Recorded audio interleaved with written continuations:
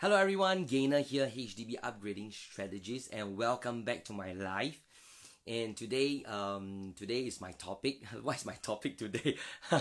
Okay, anyway, today is my live episode 9. So what is my topic today? Now, I think this is something really very interesting, and it has been commonly discussed for quite a while. And if you guys have been following my posts, my topic today is actually this. This is actually my topic. Is it worth paying ABSD for your second property? Right? So I believe today there are quite a lot of property buyers, and most of in fact have been going around and talking to quite a lot of homeowners, and a lot of people has also resigned the fact that if they really want to buy a second property, definitely they have to pay ABSD for this, right? Now the question to you guys is, right, today my topic is actually, would it be really advisable to pay ABSD? That's why for those who are streaming in, once again, what is today's topic? Is it worth paying ABSD for second property? Right. Now, I just want to ask a very silly question. Of course, I also know that the answer will definitely be a no, right? The question is, would you guys want to pay ABSD? Oh yeah, I have someone asking me, by the way, are you commencing your FB Live now? Yes, I'm actually commencing my FB Live now. Thanks for some of you guys who have been waiting, right? So for those who are really streaming in, today's topic is this, right? Is it worth paying ABSD for your second property? Now, so the question that I really want to ask you guys, although I do know that this might be a very stupid question, right? Would you guys really want to pay ABSD for your second property, right? Obviously, I think the answer is definitely a no, right? But then again, I think it's really, really important to really go back to really understand this group of people. Why? I mean, in fact, quite a lot of people, they really have to pay, right? Pay ABSD. There are probably two groups. Okay, but for those who probably not too sure how much is the ABSD that you guys are paying, right? I've actually printed this out, right? This is the ABSD adjusted rates on or after July 2018, right? This is the rates. So you can really see from here is that if you are a Singaporean, right, buying your first residential property, of course you don't have to pay any ABSD, right? But if you are buying a second residential property, then of course formerly is 7%, but now it actually jumps to 12%, right? And of course this group of people, another group of people who are affected is definitely the Singapore PRs. If you guys are buying the first residential property, then of course you will need to pay a 5% ABSD. So for Singaporeans, once again, if you are buying the second, it will be 12%. If you are going for the third, it will be 15%. So today we are actually more concerned about this 12%, right? We are actually concerned with this 12% ABSD, right? But coming back to just now what I was discussing, we really have to relook at why people really, I wouldn't say don't mind, but why people really just pay the ABSD, right? There are a few reasons why people really just proceed to pay the ABSD, right? I give you a very good few examples, and not too sure whether you guys are also falling in this category, right? One of the very first few are definitely those who have been staying in that area, that location for quite a while, and they have already adapted to it. Emotionally, of course, they are being attached to this place, and that's why asking them to sell their property, probably they don't feel too good. They just want to stay there, right? Probably also there are a few good reasons, because their kids have been studying just nearby the schools, and probably it's just their first year, primary 1 or primary 2, and they have another 4 years to go before their kids finish their primary school education. So during these 4 years, what can they do? Right? The question is, what can they do? So they wanted to invest in a property, but yet they still want to stay in the place, right? So that's why, after considering a lot of factors, some of them really feels that, hey, I don't want to waste 4 years of my time, That's why I just proceed to buy a private property and paying the ABSD, right? Now another group of people who probably just don't feel, just want to keep their first current property is because maybe their property is already in a very very good location, and selling it probably they will feel probably wasted. Now I just give you a few examples.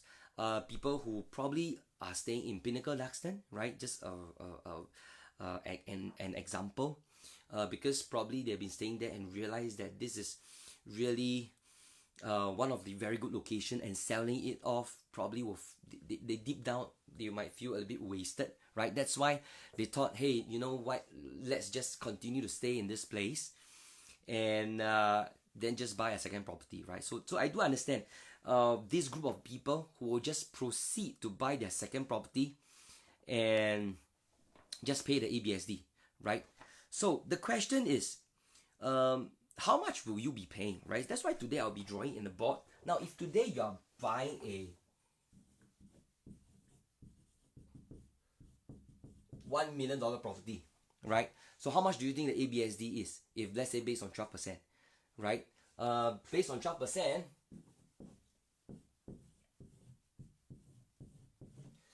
your ABSD total that you have to pay is this amount, right? 120,000. Probably I just put this very big, right?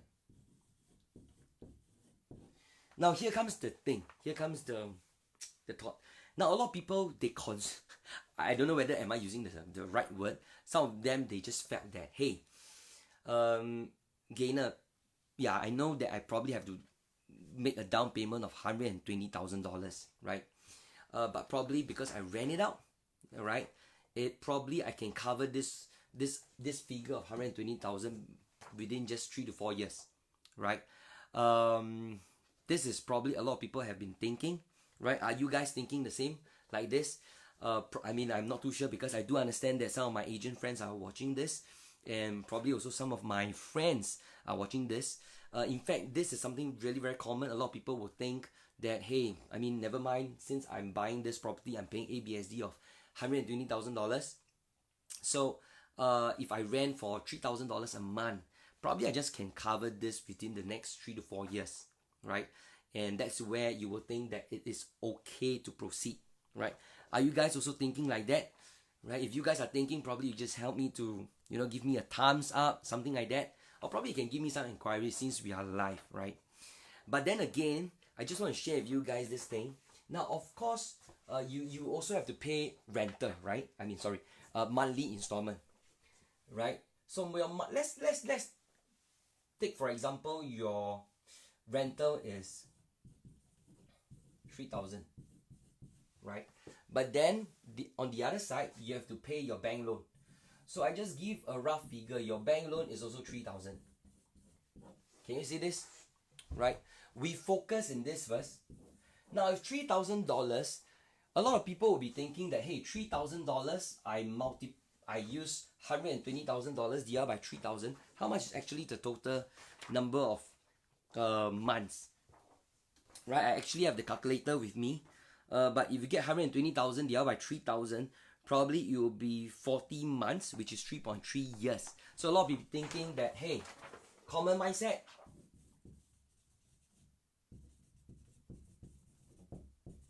Three years. Right? Common mindset, within 3 to 4 years, I'll be able to cover this amount. But then again, we really need to look at this because a bank loan comes to this again. It will be divided into these two portions. Now probably I just erase this away, right? 1,005. What is this? This is your principal and this is your interest. Now, can you really think that every month you get a rental of 3,000, you're probably able to cover this amount? But in fact, this 3,000 interest of 1,005 goes to the bank, and it cannot be used to think in a way that it can cover your $120,000 of your ABSD, right? So a lot of people common mindset. If I can draw this again, they will think that if my rental is 3,000, probably it will take me, if this 120,000 divided by 3,000, probably just what, 40 months, 3.3 years. Now in fact it is not. If you base on this, which is the principal amount, this amount will then be able to cover your 120,000. The bank interest will not be able to use to offset this. So how much am I able to cover this, or how long am I able to use this amount to cover? In fact, it's double the amount. So true fact is actually 1,005, and if you use 1,005 to cover this 120,000, you will go up to 80 months. It's double on that, which is 6.6 years. So you will be using 6.6 years to cover $120,000 of what you have initially used to pay the ABSD if you're buying a $1 million property, right? For you guys who have been watching this video, if you understand, probably just give me some thumbs up. At least I know that you are with me, right? Once again, if you have any inquiries, just feel free to ask me. But I just want to point this thing out, that a lot of people just thought that I'm using this full amount, right? Because I rent for 3,000, right? I can cover this within 40 months, 3.3 years. But in actual fact, your bank installment is subdivided into principal and interest. And 1,005, you cannot be used to offset this. But this, if you use this amount divided by 1,005, it will take you around 18 months, or probably equivalent to 6.6 years. Probably six years and 6 months, right? So I just want to ask you the biggest question, right? Do you think that it is worth spending 6 years and 6 months just to cover this $120,000? Now, I am using this example looking into the fact that you are continuously getting rental for continuously. That means there's no break. That means the tenant comes, the next tenant comes in, you know, stuff like that, and it will just continue to run. So in actual fact, it wouldn't be, right? So, but then again, the question is, would you want to take 6 years and 6 months to cover this $120,000, right? So that's why I think today this video is something really, really important to let you guys understand your investment horizon, you know, stuff like that. And there are a few considerations, because a lot of people they felt that probably I just want to have my own place. My own place, probably I wouldn't want to sell the place. That's why I will proceed to buy another property and pay ABSD. And there are a few considerations, right? One of the consideration is because of this, that you need to pay $120,000 to buy a second property. You're probably very, very restricted in a way whereby you cannot buy a 2-bedder or 3-bedder, because this is your cost, right? It has to be factored in. So the only property type you can buy is just a 1-bedder. So these are some of the limitations that you also really need to think of, right? Oh, okay. So I'm looking this inquiry, Sherry. So if I don't want to take a loan, is it still worth paying ABSD? Then okay. Then of course, you really have to look into this. If you don't want to take a loan, that means you're using what you're paying, probably using full cash and CPF, something like that, right? To pay for your property, so that you don't have the bank loan, right? And so that you can only use rental to cover everything. Well, it really depends. I wouldn't want to do that, because $1 million is quite a lot of cash and CPF for me, Rich. I probably can use my cash or CPF to do much better things, right? But at the end of the day, it is really up to you. For Sherry, to me, I think cash is king.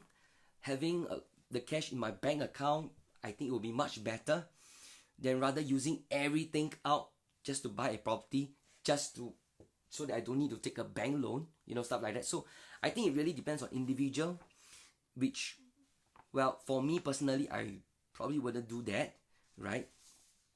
Which, I don't know. I don't feel good fully pay everything with full cash, right? But of course, for you, if you're fine with that, then by all means, right? So that's why at the end of the day, I really want you guys to look at this. And also what are the considerations is the restriction in terms of your budget, because you have already used this amount to pay ABSD. So the property type, you are very restricted in terms of probably you only left with, you can probably only just go for one bedder, you know, stuff like that. And I always share this thing with some of my clients as well. Now, paying ABSD of $120,000 is something that you really need to think of, as in, when I first buy a property, in fact, I already started off with a loss, right? I started off with a loss of $120,000. Is it really worth it? Still, at the end, depends on you. It's just like for me, I don't feel good that when I buy a property, I already start with a mindset that it's a loss. And we also have to consider that this is my potential capital gain as well, right? This 120,000 can be my potential gain, which is quite a lot as well, right? So these are the considerations that you guys really have to look at. So what are my recommendations, or what are my personal views, right, at the end of this video? But seriously, once again, I do understand that there will be this particular group of people that of course they will be paying ABSD for second property. That's where they have already looked through all their intention and their objectives of why they are buying this property, right? And that's where they feel that, okay, after I do my sums, everything, and I know that, you know, I wouldn't want to sell my first property. It's only when you really think it through, then you are going to proceed then by all means, because you have already understand your investment objective. And then again, by paying this 120,000, you probably will already know how long is your investment horizon, right? Of course, this we have to work it longer because you need to cover this amount. So your investment horizon will be much longer, right? And that's why I think at the end of the day, you really have to relook a lot of all this before you decide probably would you want to proceed to pay a second property paying the ABSD, right? Okay. I think David, right? Wen Hui, David, what if the developer is throwing in the discount of the selling price, which is equivalent to, I really can't see this, am I able to see more? Or equivalent to this ABSD. Wow. That means you are talking about the developer is going to give you $120,000 of discount. I mean, if you are buying a 1 million, of course you are buying a 600, 700, over $1,000 property, then this will be much lower. Honestly speaking, I'm doing FB Live now. It's a bit sensitive to talk about all these things about discount. But if you ask me, I don't think the developer will be throwing such a huge amount. Now, even though that this can be the amount, probably I will just give you an example rather than talking about property. Now, today, if I'm going to sell you a plate of chicken rice, and I already want to sell you at $3, right? And I know that a lot of buyers probably have to pay a little bit more, you know, that kind of thing. So my price probably to you can be $4.50. And then I tell you that probably there will be a discount, so that it will be deducted to $3. Eventually, I still sell you at the price that I want to sell you, right? I hope you understand where I'm coming from. But then again, I don't think this can be a huge, I don't think developer probably will be giving you such a huge amount. So this is something, I think at the end of the day, we really need to work our sums right? So I think I probably have highlighted some of my concerns. Once again, let me revisit again. Now, if you're going to pay a $1 million property, if you're going to buy pay ABSD, you need to pay $120,000. Now, today what I want to share with you guys is that a lot of people, their mindset is, hey, Gainer, it's okay because probably I just rent it out for the next 3 to 4 years, I'm able to cover this amount. But a lot of people, they use the ballpark figure of $3,000, the full rent, to cover this amount. In actual fact, it's not true, because if you're getting a bank loan, you probably have to subdivide to principal and interest, right? This interest is never earned by you. The bank earns the interest. Now you can only use this figure of the principal to slowly use it every month to cover this. And to cover this amount based on 1,005, it will take you 6.6 years, right? Here comes the question. Do you think it is worth spending 6 over years just to cover this amount, and we are not talking about profits yet. Now, at the end of the day, I think it's still your choice, right? And it really depends. And I feel that what is really, really important is that that means if you guys are ready to do that, you probably really need to work out your sums, understand your investment horizon, how long am I able to cover this amount, and whether would I really want to sell my place. Of course, if you want to sell your place, then you wouldn't have to incur this. But if you really want to keep your place, then of course you have to pay the ABSD. And these are the things that you guys need to consider, right? So that's why I think in today's video, this is what I really want to share with you guys. And I hope that it really, probably gives you a thinker, especially for those people who are now looking to buy a second property and are willing to pay the ABSD, for you to revisit back your thoughts and to understand whether would I really want to go through paying that. Now, of course, after you looking at it, you are ready to pay, then of course by all means, because at the end of the day, I think the decision is by you guys. And at the end of the day, for me, I just want you guys to probably make money through investment, right? And okay, without any further questions, I hope you guys like the video. Probably just give me more likes, help me to share, help me to give some comments, and so that your friends probably will also benefit this sharing as well, right? If that's all from you guys, probably if let's say there are no further inquiries, thanks for people who start to like my video, right? With that, thank you so much. Just stay tuned to all my further posts every day almost, and I'll see you guys next week. Thank you so much. Good night and have a great weekend. Bye bye.